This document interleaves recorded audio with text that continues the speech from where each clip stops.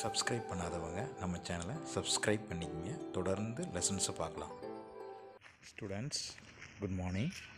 இன்றைக்கி நம்ம 8th social சயின்ஸில் சிவிக்ஸில் unit 1 how the state government works, மாநில அரசு எவ்வாறு செயல்படுகிறது அப்படிங்கிற பாடத்தை நாம் பார்க்க போகிறோம்.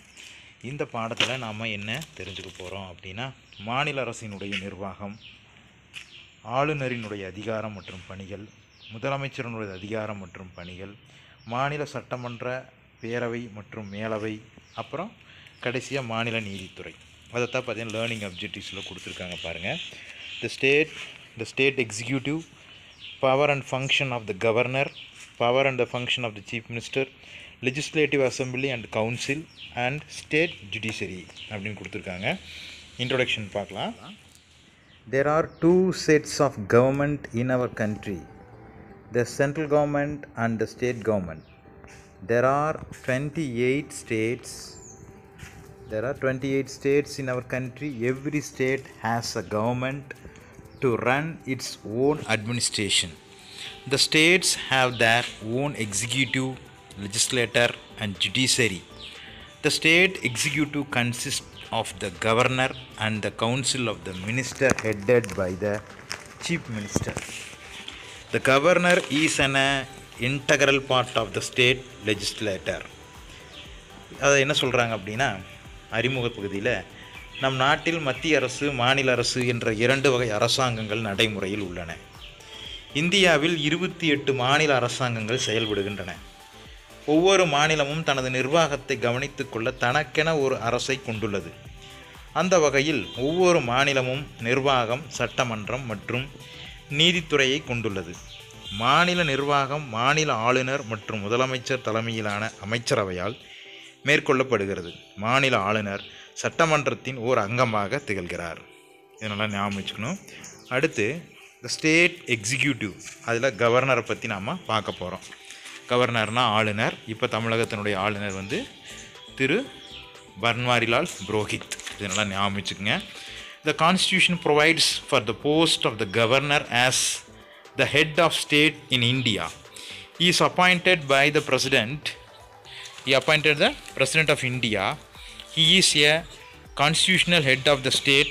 The governor appointed for a term of 5 years, but before the expiry of his full term, the president can dismiss him from office. The governor may also resign on his own interest. His term of office may be extended and he may be transferred to another state. However, the state government cannot remove the governor from his post. To be the governor, a person must be citizen of the India and should have completed 35 years of age, and he cannot be a member of the parliament or the state legislature. He should not hold any office of the profit. அது ஆளுநர் பற்றி என்ன சொல்கிறாங்க அப்படின்னா, மாநில அரசின் தலைவராக மாநில ஆளுநர் இருப்பார் என இந்திய அரசியலமைப்பு சட்டம் குறிப்பிடுகிறது. இந்திய குடியரசுத் தலைவரால் ஆளுநர் நியமிக்கப்படுகிறார். இவர் மாநில நிர்வாகத்தின் தலைவராக இருக்கிறார். அவரின் பதவிக்காலம் 5 ஆண்டுகள். அவரின் பதவிக்காலம் 5 ஆண்டுகளாகும். எனினும் பதவிக்காலம் முடியும் முன்பாக அவரை அப்பதவியிலிருந்து குடியரசுத் தலைவர் நீக்கலாம் அல்லது தானாகவே தனது பதவியை ஆளுநர் ராஜினாமா செய்யலாம். ஆளுநரின் பதவிக்காலம் நீக்கப்படலாம் அல்லது வேறு மாநிலத்திற்கு பணியிட மாற்றம் செய்யலாம். ஆனால் மாநில அரசாங்கம் ஆளுநரை பதவியிலிருந்து நீக்க இயலாது. மாநில ஆளுநராக நியமிக்கப்படுவதற்கு ஒருவர் இந்திய குடிமகனாக இருக்க வேண்டும், 35 வயது நிரம்பியவராக இருத்தல் வேண்டும். மேலும் அவர் பாராளுமன்றம் மற்றும் சட்டமன்றத்தில் உறுப்பினராக இருத்தல் கூடாது.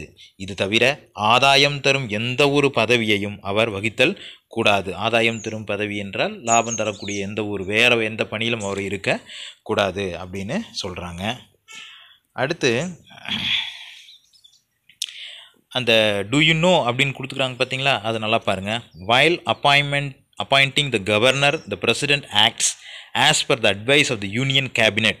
The state government is also consulted when appointment is to be made. Generally, a person is not appointed governor in his own state. அதாவது என்ன சொல்கிறாங்கன்னா, குடியரசுத் தலைவர் மாநில ஆளுநரை நியமிக்கும் போது மத்திய அமைச்சரவையின் ஆலோசனையின்படி செயல்படுகிறார். மேலும் தொடர்புடைய மாநில அரசையும் கலந்தாலோசிக்கிறார். பொதுவாக ஒருவர் மாநில ஆளுநராக அவரது சொந்த மாநிலத்தில் நியமிக்கப்படுவது இல்லை. சரிங்களா? இப்போ நாம் என்ன பண்ணுறோம் அப்படின்னா, இந்த பவர்ஸ் அண்ட் ஃபங்க்ஷன், ஆளுநருக்குன்னு இருக்கக்கூடிய அதிகாரமும் அவருடைய வேலை என்னென்ன அப்படிங்கிறத பார்க்கலாம். இந்த வீடியோவில் நம்ம ஆளுநரை பற்றி நாம் பார்க்க போகிறோம். The governor is a nominal executive in a state. All executive powers of the state are vested upon him and decisions are taken in his same. He appoints the chief minister and council of ministers. அதாவது என்ன சொல்கிறாங்கன்னா, ஆளுநர் ஒரு மாநிலத்தினுடைய பெயரளவு நிர்வாகியாவார். மாநில அரசின் நிர்வாக அதிகாரம் ஆளுநரிடம் உள்ளன. மாநில அரசாங்கத்தின் அனைத்து நிர்வாக செயல்களும் ஆளுநரின் பெயரால் மேற்கொள்ளப்படுகின்றன. ஆளுநர் முதலமைச்சரையும் அவரது ஆலோசனையின் பேரில் ஏனைய அமைச்சர்களையும் நியமிக்கிறார். அடுத்த பாயிண்ட் சொல்லிக்கிறாங்க பாருங்கள். He makes some important appointment of the state government such as the Advocate General, Chairman and members of the State Public Service Commission and others. அதாவது மாநில அரசினுடைய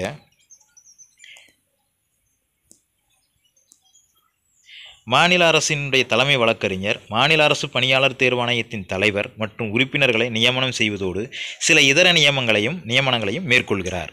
அடுத்த point. The President imposes of the emergency in the state under Article 356 on the basis of the report of the Governor.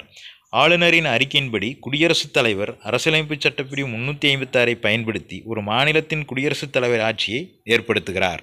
அடுத்த point. The Governor also act as a Chancellor of the State University. மாநிலத்தில் உள்ள பல்கலைக்கழகங்களின் வேந்தராக ஆளுநர் செயல்படுகிறார். அடுத்தது சொல்கிறாங்க, he summons and prorogues of the sessions of the state legislature and he can dissolve the legislative assembly. மாநில சட்டமன்ற கூட்டத்தை கூட்டவும் ஒத்திவைக்கவும் அதிகாரம் கொண்டுள்ளதோடு மட்டுமல்லாமல் சட்டமன்றத்தை கலைக்கவும் அதிகாரத்தை பெற்றுள்ளார் மாநில ஆளுநர். Money bills can be introduced in the state legislative assembly only with the approval of the governor. The governor may promulgate ordinance when the legislative assembly or both the houses of the legislature when there are two houses are not session. அது என்ன சொல்கிறாங்க அப்படின்னா, ஆளுநரின் ஒப்புதலுக்கு பின்னரே பண மசோதாவை சட்டமன்றத்தில் கொண்டு வர முடியும். சட்டமன்றம் அல்லது சட்டமன்றத்தில் இரு அவைகள் இருந்தால் கூட்டத்தொடர் நடைபெறாத போது ஆளுநர் அவசர சட்டத்தை பிறப்பிக்கிறார். அடுத்து சட்டமன்றத்தில் the governor may nominate one member from the Anglo-Indian community to the legislative assembly. If there are Anglo-Indian people in the state when they are not duly represented in the state legislature, he may also nominate 1/6 members of the legislature council from among the persons who are experts in the field of the science, literature, arts, social service and cooperative movement.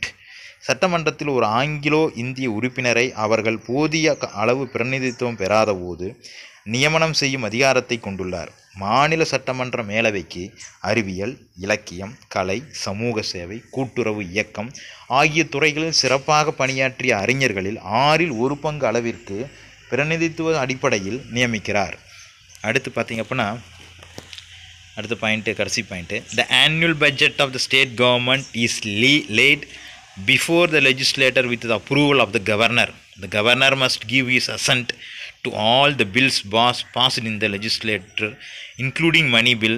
The contingency fund of the state is also placed as the disposal of the governor.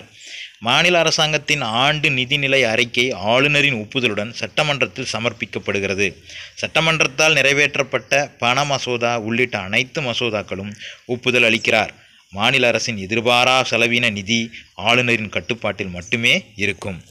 அடுத்ததாக நாம் பார்க்க போகிறது அப்படின்னா, position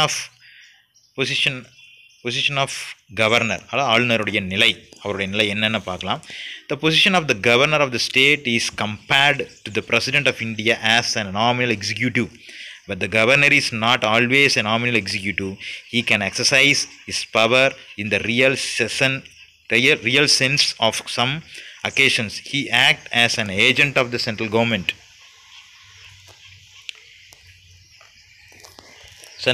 in a state.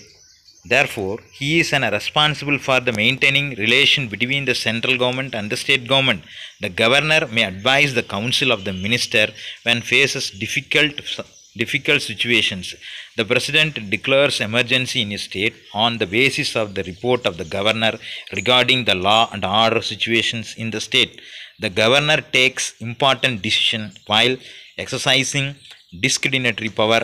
He may seek information from the council of the ministers regarding various activities in the government. அதாவது தமிழில் என்ன சொல்கிறாங்க அப்படின்னா, மாநில ஆளுநர் குடியரசுத் தலைவரை போன்று மாநிலத்தில் பெயரளவு நிர்வாகத் தலைவராக உள்ளார்.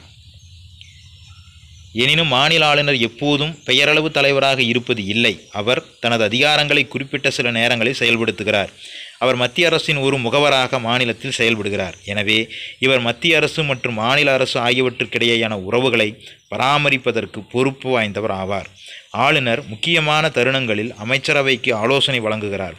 மாநிலத்தில் சட்டம் மற்றும் ஒழுங்கு தொடர்பான ஆளுநரின் அறிக்கையின் அடிப்படையிலேயே குடியரசுத் தலைவர் மாநிலத்தில் நெருக்கடி நிலையை அறிவிக்கிறார்.